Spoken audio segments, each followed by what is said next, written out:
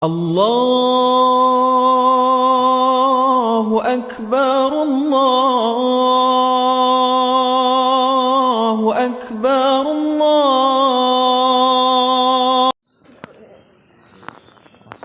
Awak kali ni awak.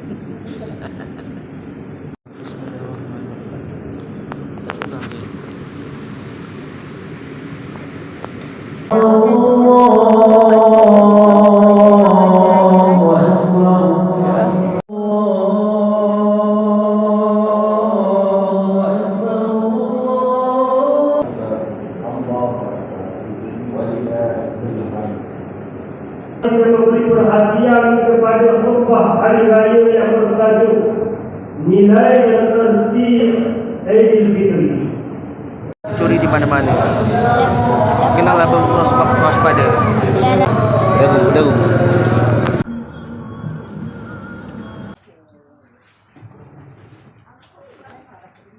Mu tudung mu tu kat dengan lepas dah. Kami mengucapkan selamat Hari Raya kepada semua. Okey, 1, 2, 3. Salah.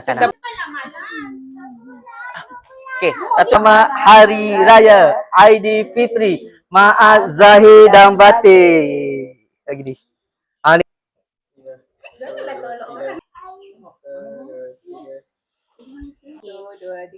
Kami dari keluarga Haji Pa mengucapkan selamat Hari Raya.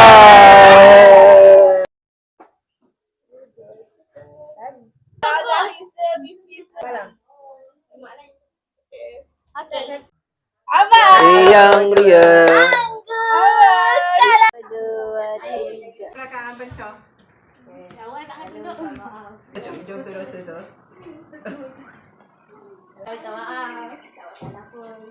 Tak masalah pun.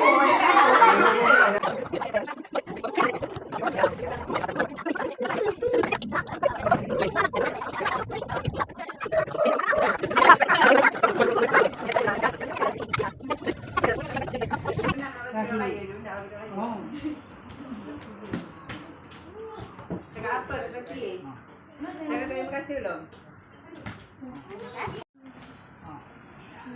Cium lah.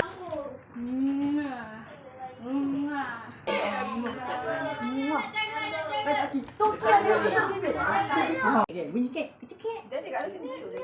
Tapi masuk suara. Lepas ni main naya. Depan ni acor. Langgar duduk. Dah puasa dua. Duduk tinggi belum. Okey. Nak susu dia orang tapi macam ni. Tengok ni. Talent sikit kepala. Masuk tu kain maklah hitam. Mesti kamera. Alah. Okey. Dah. Okey. 1, 2, 3. Oh, tu. Dia buat apa? Tiung lah tangan. Bukan batas semayang pun.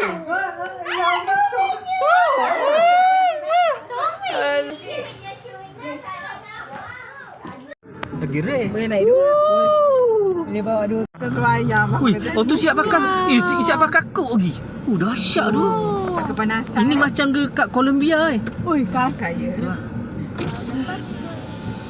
Okey, selamat Hari Raya. Selamat Hari Raya semua. Assalamualaikum. Selamat Hari Raya. Ya, hai bibi. Anda apa-apa mencari?